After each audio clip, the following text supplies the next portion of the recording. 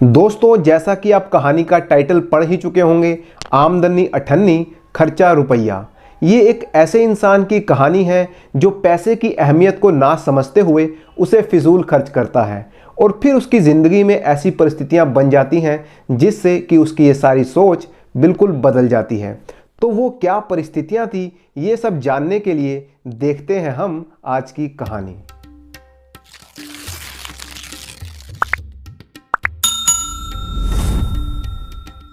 माधोपुर गांव में रहने वाला रतन अपने छोटे से परिवार के साथ रहता था।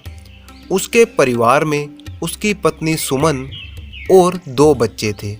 रतन एक मेहनती आदमी था। वो गांव की ही अनाज मंडी में अनाज की बोरियां उठाने का काम करता था। वो इस काम से भी अच्छे पैसे कमा लेता था।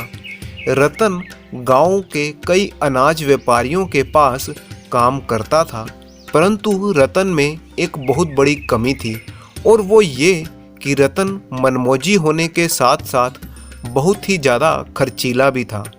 रतन जो कमाता उसमें से ज़्यादातर पैसे वो फिजूल खर्ची पे लगा देता था। बाज़ार से तरह तरह के पकवान मंगवा कर खाना, महंगे कपड़े खरीदना, ये सब उसके शौक़ थे। ऐसा नहीं था कि उसकी कमाई में कोई कमी हो, लेकिन जिस दिन वो अच्छा कमा लेता तो अगले 2 दिन वो घर पर ही आराम करने लगता था। इस तरह से अच्छी कमाई होने के बावजूद भी उसके घर में बरकत नहीं थी।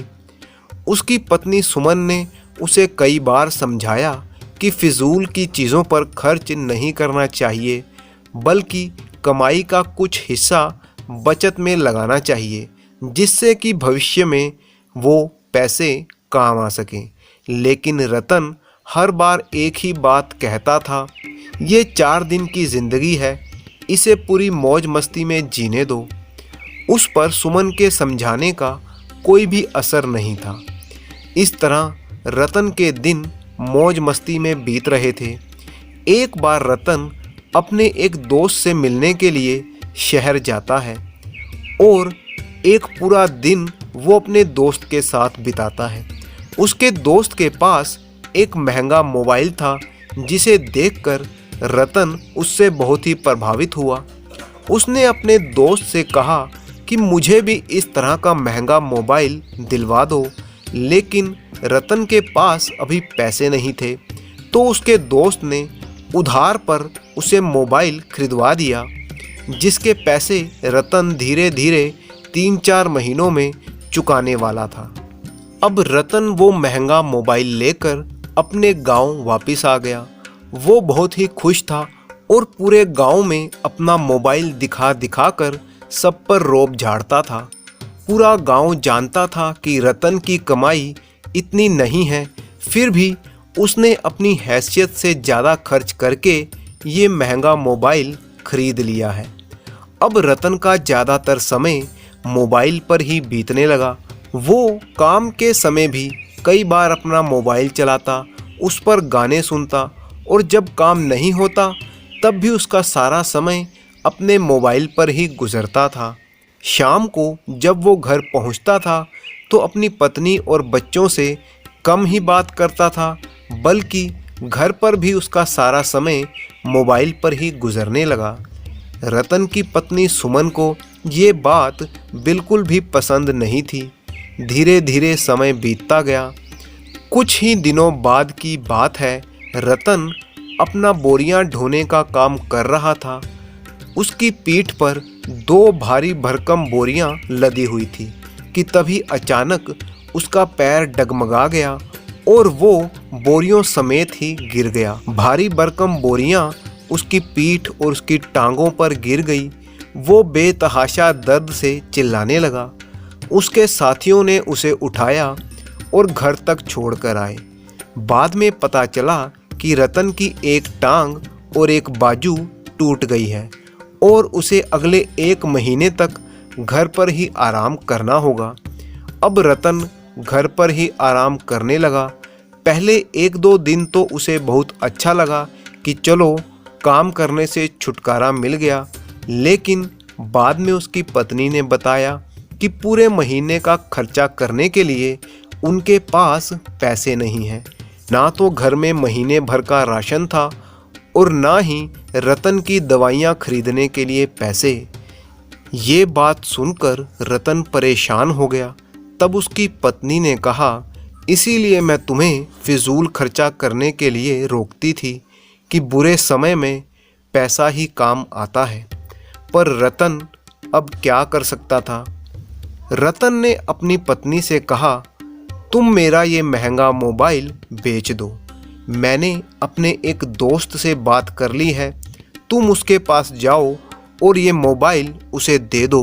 बदले में वो तुम्हें पैसे दे देगा और उससे हमारा महीने भर का राशन भी पूरा हो जाएगा। रतन की पत्नी हैरान थी कि जिस मोबाइल से रतन इतना प्यार करता था वो उसे बेचने के लिए तैयार है। खैर, उसने चुपचाप रतन का मोबाइल ले लिया और अब महीने भर का खर्च रतन के पास आ चुका था। वो अब घर के खर्च को लेकर निश्चिंत हो गया, परंतु अपने मोबाइल के चले जाने का दुख उसे सताने लगा।